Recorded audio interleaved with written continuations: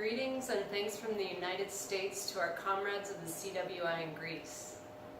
As you can imagine, it's nearly impossible to overstate the rapid pace at which the political situation in the United States has been developing over the past few months. Trump's victory, the media-induced panic around Russian interference in the elections, and the rapid-fire, scattershot legislation coming from the White House since the day he took office have been the final alarm to shake American working class out of a long period of stagnation.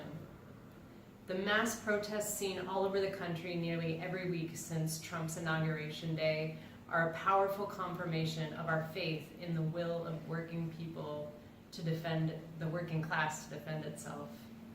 Political and class consciousness are developing rapidly through struggle. However, this consciousness has long been at historic low levels, and most Americans have no living memory of mass struggle. This means the path to defeating Trump will be full of detours, stumbling blocks, and dead ends as the working class seeks out apparent paths of least resistance, like the Democratic Party, which, in a sudden sharp turn away from its centrist pro-Clinton rhetoric, is suddenly branding itself to be a fighting party for oppressed people. It can't be, of course, because of its deep ties to the business establishment, and it is only a matter of time before the working class realizes that the strategies needed to defeat Trump, mass civil disobedience, strikes, and disrupting business as usual, are incompatible with the nature of a big business party. Socialist Alternative US sees our role as helping speed up this process of political clarification by supporting calls for this kind of action that is effective, like the recent airport occupations or proposed strikes for May Day, and pointing out the failure of the Democratic Party to do the same. We also introduced demands into the struggle that link a defensive strategy against Trump with a struggle for a radically better future, the kind of vision that allowed Bernie Sanders' campaign to ignite a generation of young working class people last year. Demands like no ban, no wall, no deportations, and defend reproductive rights, affordable health and child care for all. Take the defensive slogans adopted by the Democratic Party and add to them a demand that inspires the young and advanced layers of the working class, while exposing the limits of what the Democrats are willing to fight for. These go hand in hand with our movement to win a $15 an hour minimum wage nationally. Low-wage workers are disproportionately women, and specifically women of color. We also see our fight for affordable housing as a women's issue.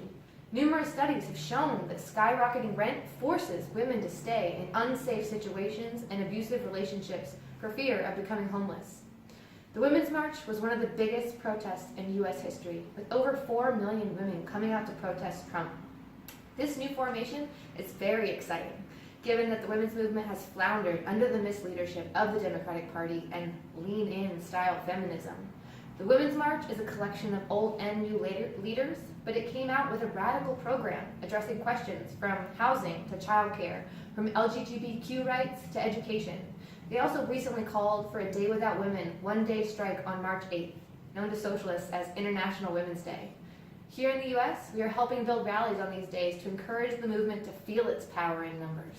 Trying to maintain an overview of the political situation and our strategy while responding to the almost daily new attacks and scandals emanating from the White House and continuing a rapid pace of recruitment and consolidation of our own ranks has been a challenging task for our comrades. On top of that, many of our members, who are immigrants, women, students, low-income workers, are personally under threat from Trump's policies.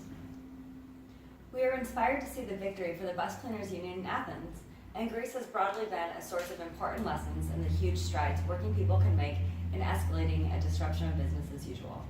And of course, we saw the huge setbacks internationally that occur when the working class lacks a strong socialist backbone. With growing fear in the US of an emboldened reactionary layer, community campaigns combating the propaganda of Golden Dawn will also be very rich with lessons for today's fightbacks. Thank you so much for your dedicated and inspiring work. We are proud to be your partners in the struggle for the future humanity deserves, where, free from the burdens of poverty, war, and exploitation, we can finally explore our potential and enjoy this beautiful world to the fullest. Solidarity. Solidarity.